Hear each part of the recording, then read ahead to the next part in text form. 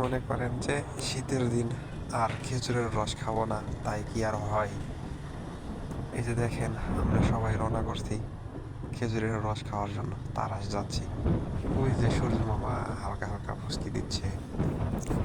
মনে করেন আমাদের বাড়ি তো সিরাজগঞ্জ সদর, সদর থেকে তারাসের উদ্দেশ্যে রওনা করছি খেজুরের রস খাওয়ার জন্য। ঠিক আছে, ওই যে মোটর সাইকেলের পিছনে বস্তা বাঁধতেছি, বস্তার ভিতরে হচ্ছে আর কি আপনার বোতল টোপ খাবো আর বাসার জন্য নিয়ে আসবো। ঠিক আছে, এই দেখেন মোটামুটি রাত ভরা কি করছি জানেন? রাত ভরা খিচুড়ি রান্না করছি, খিচুড়ি খাওয়া শেষ 4টার দিকে, 4টার দিকে রওনা করছি। এখন মোটামুটি 5টার মতো বাজে। ওই যে সূর্য মামা হালকা হালকা দেখা যাচ্ছে, কিন্তু খুবই অন্ধকার। ঠিক আছে, এই রাস্তায় মনে হয় আমার জীবনে প্রথম আসলাম আজকে। আচ্ছা, দেখেন খুবই অন্ধকার এখন। আর যে কতক্ষণ লাগবো যাইতে, আর এ পরিমাণ শীত আর হাইরে বাতাস, মনে করেন যে শরীর একদম বরফ হয়ে গেছে।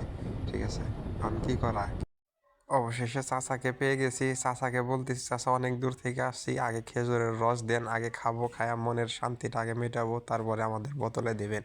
ঠিক আছে, চাচাকে বাড়িতে এসে ধরছি। দেখেন এই যে চাচা এইমাত্র বিরাজ করতেছে, এখন বাইরে বের হবে এই ঠিলা নিয়ে। ঠিক আছে, এই রস নিয়ে বাইরে যাবে। তা আমরা বাইরে এসে চাচাকে বাইরে যাইতে এই দিনেই বাসার ভিতরে চাচাকে আটক করেছি, যে বাইরে গেলে আমাদের ভাগে কম হবে, আমরা পাবো না, কারণ বাইরে অনেক মানুষ, তাই চাচার বাড়ির ভিতরে ঢুকে পড়েছি। ঠিক আছে, চাচা এইমাত্র বিরাজ করতেছে। দেখেন এই যে বিরাজ করা শেষ হলেই চাচা বাইরে নিয়ে যাবে, আর বাইরে গেলেই রসের উপরে হামলা পড়বে, কারণ বাইরে অনেক মানুষ। ঠিক আছে, আমাদের একজন বলল, এনার ঠিকানা দিল যে আর বাড়িতে যাও, তাই আমরা আর ঠিকানা নিয়ে চলে